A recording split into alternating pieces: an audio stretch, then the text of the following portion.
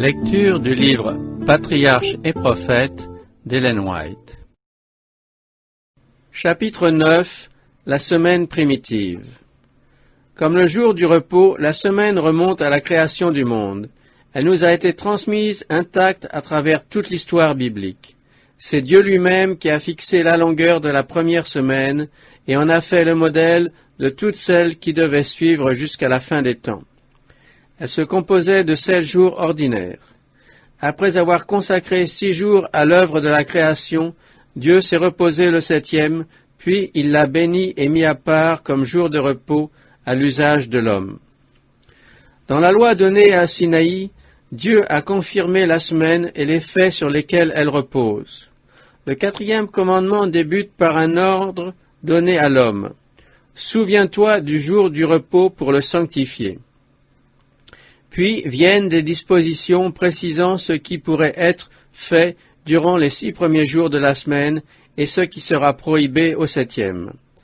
Enfin, citant son propre exemple, Dieu donne les raisons de cet emploi de la semaine. Car l'Éternel a fait en 6 jours les cieux, la terre, la mer et tout ce qui y est contenu, et il s'est reposé le 7e jour. C'est pourquoi l'Éternel a béni le jour du repos et l'a sanctifié.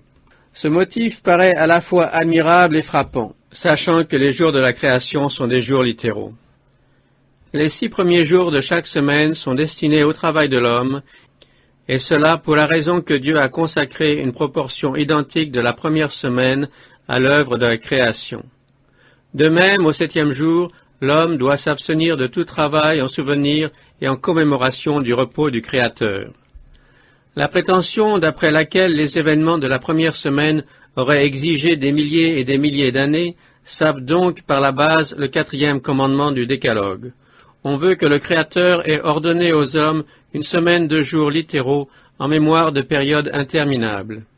Dieu n'agit pas de cette manière envers ses créatures. Cette théorie jette le vague et l'obscurité là où Dieu a mis une clarté parfaite. Ce n'est que du scepticisme sous sa forme la plus insidieuse, scepticisme d'autant plus dangereux que, voilant son vrai caractère, il est enseigné par une foule d'hommes professant croire à la Bible. Les cieux ont été créés par la parole de l'Éternel, et toute leur armée par le souffle de sa bouche. Car il parle et la chose existe, il commande et elle paraît. La Bible ignore les siècles sans fin au cours desquels la terre serait lentement sortie du chaos. La narration sacrée affirme que chaque jour de la création, comme tous les jours qui ont suivi, a consisté en un soir et un matin, et elle mentionne l'œuvre accomplie chaque jour de cette première semaine. Elle conclut « Telle est l'histoire de la création des cieux et de la terre ». Ces paroles n'expriment nullement l'idée que les jours de la création étaient différents des jours ordinaires. Chaque jour est appelé une génération, ce qui veut dire que Dieu y fit une nouvelle portion de son œuvre. Les géologues prétendent trouver dans la terre elle-même les preuves que celle-ci serait beaucoup plus ancienne que ne le dit la narration mosaïque. On a découvert des ossements d'hommes et d'animaux, des instruments de guerre, des arbres pétrifiés et de dimensions bien plus grandes que ceux d'aujourd'hui ou qui ont existé depuis des milliers d'années. On en conclut que la terre a été habitée longtemps avant l'époque indiquée dans le récit de la création, et cela par une race d'hommes de beaucoup supérieure en stature aux hommes de nos jours. Ce raisonnement a induit un grand nombre de croyants à adopter l'enseignement selon lequel les jours de la création seraient des périodes d'une longueur incalculable. Mais la géologie ne peut rien prouver indépendamment de l'histoire biblique. Ceux qui opinent si savamment sur les découvertes de cette science n'ont aucune idée exacte de la dimension des hommes, des animaux et des arbres qui existaient avant le déluge ou des bouleversements qui se sont produits alors. Les fossiles découverts prouvent l'existence d'un genre de vie qui différait à beaucoup d'égards de l'état de choses actuel. Seuls les récits inspirés peuvent nous en apprendre l'époque. L'histoire du déluge révèle des faits que la géologie n'aurait jamais pu déceler. Au jour de Noé, des hommes, des animaux et des arbres de dimensions bien supérieures à ceux qui existent actuellement ont été ensevelis et conservés dans la terre dans le but précis d'apprendre au siècle futur que cette génération a péri dans un déluge. Dieu désirait que la découverte de ces vestiges servît à démontrer la véracité des récits inspirés. Malheureusement, par leur vain raisonnement, les hommes tombent dans la même erreur que les antédiluviens. Ils transforment par un mauvais usage les bienfaits de Dieu en instruments de malédiction. Une des ruses de Satan consiste précisément à s'efforcer de rendre obscure la loi de Dieu qui est parfaitement claire. Il pousse ainsi les hommes dans la voie du scepticisme et les enhardit dans leur insoumission à l'égard de son gouvernement. L'hostilité de l'ennemi est surtout dirigée contre le 4e commandement qui proclame nettement que le Dieu vivant est le créateur des cieux et de la terre. On constate en effet, même chez les chrétiens, une tendance persistante à attribuer l'œuvre de la création à des causes naturelles et à substituer des raisonnements humains aux déclarations formelles de l'Écriture. Il en est beaucoup qui condamnent l'étude des prophéties bibliques, notamment celles du livre de Daniel et de l'Apocalypse, sous prétexte qu'elles sont obscures et indéchiffrables, alors que ces mêmes personnes acceptent sans hésitation des suppositions géologiques diamétralement opposées au récit mosaïque. Que faut-il penser des gens qui attribuent une obscurité impénétrable aux choses que Dieu a révélées et qui acceptent avec avidité des enseignements dont il n'a pas dit un mot?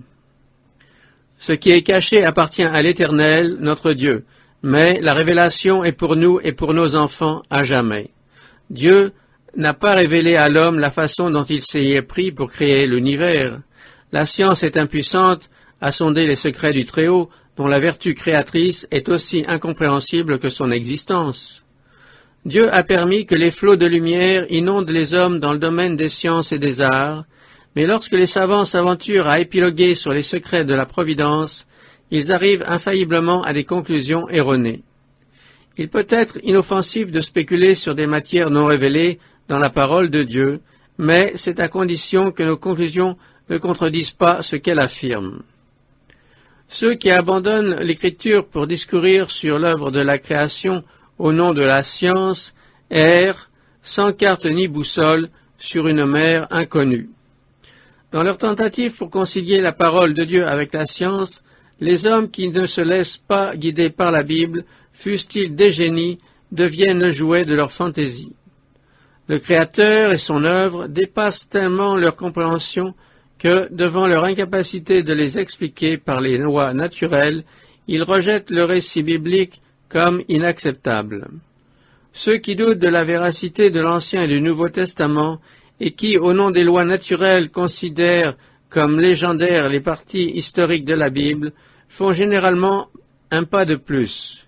Ils en viennent à douter de l'existence de Dieu et, privés d'encre et de boussole, ils vont se briser sur les récifs de l'incrédulité. La simplicité de la foi leur a manqué, faute d'avoir eu une ferme confiance dans la divine autorité de la parole de Dieu. Celle-ci ne peut être jugée par de prétendues notions scientifiques. Les connaissances humaines sont toujours sujettes à caution. C'est par esprit de contradiction et par ignorance, soit de la science, soit de la Bible, que les sceptiques prétendent les trouver en conflit. Bien comprises toutes deux, elles sont parfaitement en accord. Moïse a écrit sous la direction de l'Esprit divin. Une connaissance exacte de la géologie ne se réclame jamais de découverte qui ne puisse se concilier avec ses déclarations. Toute vérité, soit naturelle, soit révélée, est d'accord avec elle-même dans toutes ses manifestations. La parole de Dieu soulève des problèmes que les plus grands savants ne pourront jamais résoudre. Ces problèmes sont mentionnés par elle pour nous faire sentir combien il y a de choses, même parmi les plus ordinaires de la vie, que l'homme borné, en dépit de toute sa prétendue sagesse, ne pourra jamais connaître à fond. Et pourtant, bien des savants croient que Dieu est emprisonné par ses propres lois et prétendent tout expliquer jusqu'à l'opération de son esprit sur le corps humain. C'est au point qu'ils en perdent le respect de son nom et la crainte de sa puissance. Ne comprenant pas ses lois ni sa faculté illimitée d'accomplir par elles ses desseins, on nie le surnaturel. On appelle loi naturelle ce qu'on est parvenu à découvrir des lois régissant le monde physique. Mais combien est limitée notre connaissance de ces lois? Et quel mortel aura jamais la moindre notion de l'immensité du champ d'opération du Créateur dans les limites de ses propres lois? On enseigne communément que la matière possède un pouvoir vital, une énergie inhérente, des propriétés qui lui sont propres. De cette façon, les opérations de la nature se dérouleraient en harmonie avec des lois fixes que Dieu lui-même ne peut violer. La nature est la servante de son Créateur. Dieu n'annule pas ses lois et ne va pas à leur encontre, il en fait ses instruments. La nature révèle une intelligence, une présence, une énergie active qui opère au sein de ses lois et par elles, et témoigne de l'activité continue du Père et du Fils.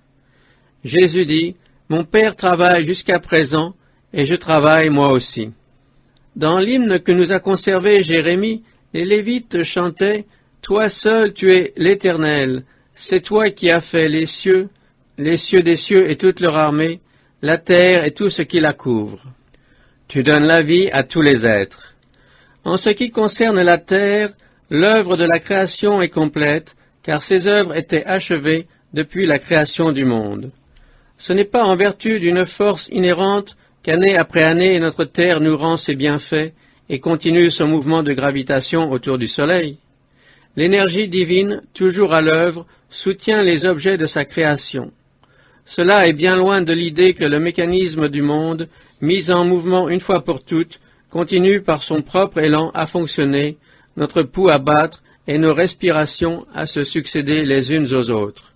Au contraire, chaque respiration, chaque pulsation de notre cœur est une preuve du soin universel exercé par celui en qui nous avons la vie, le mouvement et l'être. La main de Dieu guide les planètes et les maintient à leur place dans leur marche invariable à travers l'espace.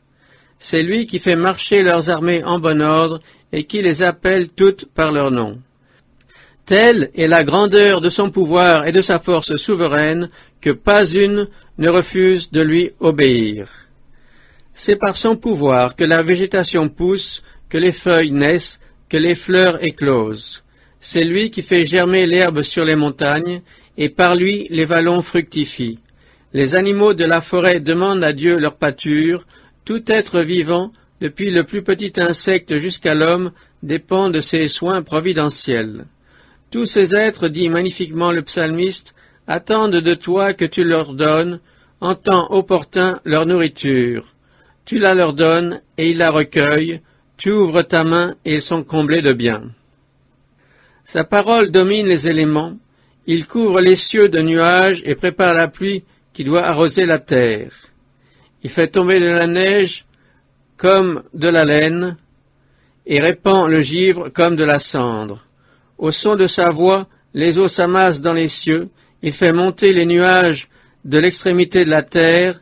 Il fait briller les éclairs au milieu de la pluie. Il tire le vent de ses trésors. Car Dieu est à la base de tout. Toute vraie science est en harmonie avec ses œuvres. Toute éducation véritable produit l'obéissance à son gouvernement. La science présente à nos yeux de nouvelles merveilles. Elle escalade les cieux, elle explore de profondeurs inconnues, mais de ses investigations, elle ne ramène rien qui soit en contradiction avec la révélation divine. Le livre de la nature et la parole écrite s'éclairent mutuellement et nous poussent à adorer le Créateur et à placer une confiance intelligente en sa parole. Aucun être borné ne peut arriver à une parfaite conception de l'existence, de la sagesse ou des œuvres de l'être infini. Job a écrit « Peux-tu sonder les profondeurs de Dieu et atteindre les limites du Tout-Puissant? Elles ont la hauteur des cieux. Que pourrais-tu donc faire? Elles sont plus profondes que le séjour des morts. Comment les connaîtrais-tu? Leur étendue est plus vaste que la terre, plus large que la mer. Les plus puissants cerveaux humains ne peuvent sonder Dieu. Les hommes auront beau chercher sans cesse et apprendre à perpétuité, l'infini restera toujours devant eux. Un fait demeure, les œuvres de la création témoignent de la grandeur et de la sagesse de Dieu. Ceux qui prennent sa parole pour conseiller trouveront dans la science un utile auxiliaire. Les cieux racontent la gloire de Dieu et le firmament proclame l'œuvre de ses mains. Les perfections invisibles de Dieu, sa puissance éternelle et sa divinité se voient comme à l'œil depuis la création du monde quand on les considère dans ses ouvrages.